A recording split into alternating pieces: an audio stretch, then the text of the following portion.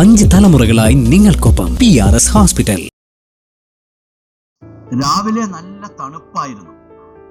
ആ ദിവസം പുറത്തിറങ്ങിയപ്പോൾ ധാരാളം ആളുകൾ ഒന്നിച്ച് യാത്ര ചെയ്യുന്നു പോകുന്നവർ വേഗത്തിൽ പോകുന്നു. എന്തിനാണ് പോകുന്നത്, എങ്ങോട്ടാണ് പോകുന്നതെന്ന് അറിയില്ല.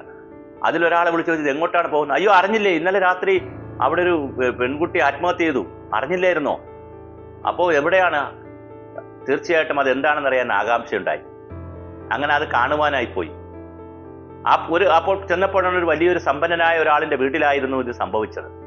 അവിടെ ഒരു ചെറുപ്പക്കാരനുണ്ടായിരുന്നു. ആ ചെറുപ്പക്കാരൻ മറ്റൊരു കിണറ്റിൽ കിടക്കുന്ന ആത്മഹത്യ ചെയ്തു എന്ന് പറയുന്ന പെൺകുട്ടിയെ പ്രലോഭിപ്പിക്കുകയോ സ്നേഹിക്കുകയോ പ്രേമിക്കുകയോ എന്തൊക്കെ ചെയ്തു എന്നാണ് പറയുന്നത്. എന്തായാലും പെൺകുട്ടിയുടെ വീട് അവിടെ നിന്ന് കുറച്ച് അകലെയായിരുന്നു, 1.5 കിലോമീറ്റർ ദൂരെയായിരുന്നു. വെളുപ്പാങ്കാലത്താണ് ആ പെൺകുട്ടി ആ വീട്ടിലെത്തിയിരിക്കുന്നത്. വെളുപ്പാങ്കാലത്ത് വീട്ടിലെത്തി കിണറ്റിൽ ചാടിയതാണെന്നും ആത്മഹത്യ ചെയ്തതാണെന്നും അല്ല പെൺകുട്ടിയെ കൊന്നതാണെന്നും ഒക്കെ പറയുന്നത് ഉണ്ടായിരുന്നു. വലിയ ചർച്ചയാണ് നടന്നത്. ആ ഗ്രാമത്തിൽ അന്ന് വലിയ വിഷയമാണ് ഉണ്ടായത്. അപ്പോൾ ആ ഗ്രാമത്തിൽ വലിയ പ്രശ്നമുണ്ടായി.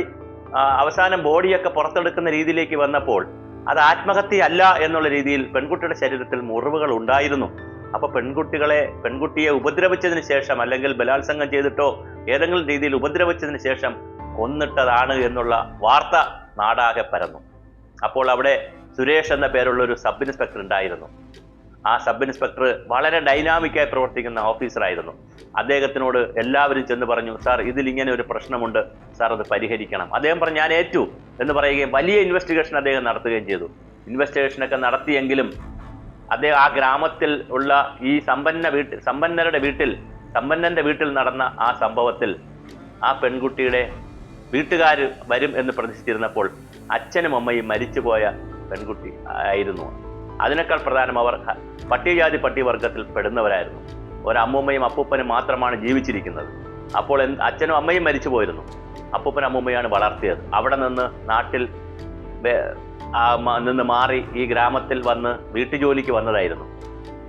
അത്യാവശ്യം കാണാൻ വെളുപ്പൊക്കെ ആയിരുന്നു. അതുകൊണ്ടായിരിക്കാം ഈ സമ്പന്ന കുടുംബത്തിലെ യുവാവ് ഈ പെൺകുട്ടിയിൽ ആകൃഷ്ടനായത്. അങ്ങനെ നേരെ കൊണ്ടുപോയി വെളുപ്പാങ്കാലം ഈ കിണറ്റിൽ വീണു മരിച്ചു. ആത്മഹത്യ ചെയ്തതെന്നും അല്ല കൊലപാതകമാണെന്നുള്ള തർക്കം നടന്നു. ആ സമയത്ത് ഞാനിവിടെ പറയാൻ വന്ന വിഷയം അതല്ല.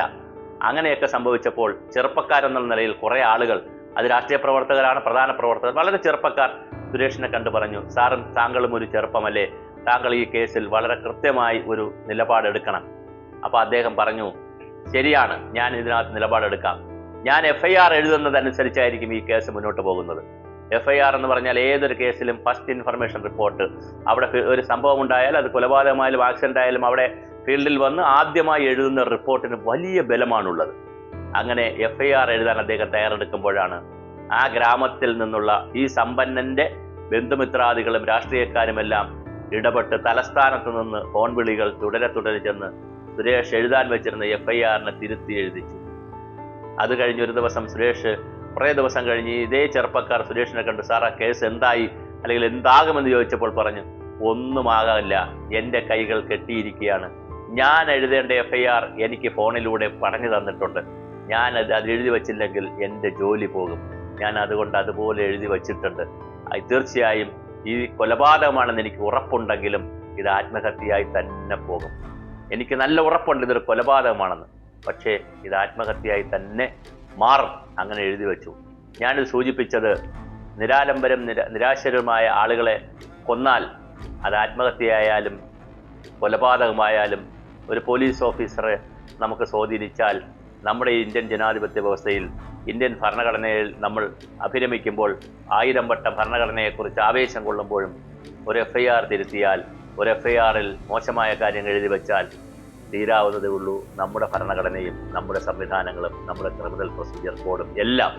തീർച്ചയായിട്ടും ആ പെൺകുട്ടിയുടെ അച്ഛനും അമ്മയും ജീവിച്ചിരുന്നെങ്കിൽ ഒരുപക്ഷെ കേസുമായി മുന്നോട്ട് പോകുമായിരുന്നു. അച്ഛനും അമ്മയും ജീവിച്ചിരിപ്പില്ല. അമ്മൂമ്മയ്ക്കും അപ്പൂപ്പനും ചെറിയ തുകയെന്തോ കൊടുത്ത് അവർ അതിൽ സംതൃപ്തരായിപ്പോയി. ഒരു പെൺകുട്ടിയിലെ ആത്മാവ് ഇപ്പോഴും ഈ അന്തരീക്ഷത്തിൽ നിന്നുകൊണ്ട് നമ്മുടെ ഭരണഘടനയോടും നമ്മുടെ ക്രിമിനൽ പ്രൊസീജിയർ കോഡിനോടും ഇന്ത്യൻ ജനാധിപത്യത്തോടും വീണ്ടും വിളിച്ചു ചോദിക്കുകയാണ്, നിങ്ങൾ എവിടെയാണ് എന്ന് ആ പെൺകുട്ടി ഇപ്പോഴും ചോദിക്കുന്നുണ്ട്. ഇങ്ങനെ ആയിരക്കണക്കിന് പെൺകുട്ടികൾ, ആയിരക്കണക്കിന് ചെറുപ്പക്കാർ വൃദ്ധകൾ, സീനിയർ സിറ്റിസൺസ്, അവരുടെ കൊലപാതകങ്ങൾ യാതൊരു തെളിവുമില്ലാതെ പോയ നാട്ടിലാണ് നാം ഇരുന്ന് ഭരണഘടനയെക്കുറിച്ചും ഇന്ത്യൻ ശിക്ഷാ നിയമത്തെക്കുറിച്ചും ജനാധിപത്യത്തെക്കുറിച്ചും വല്ലാതെ ആവേശപ്പെടുന്നത്.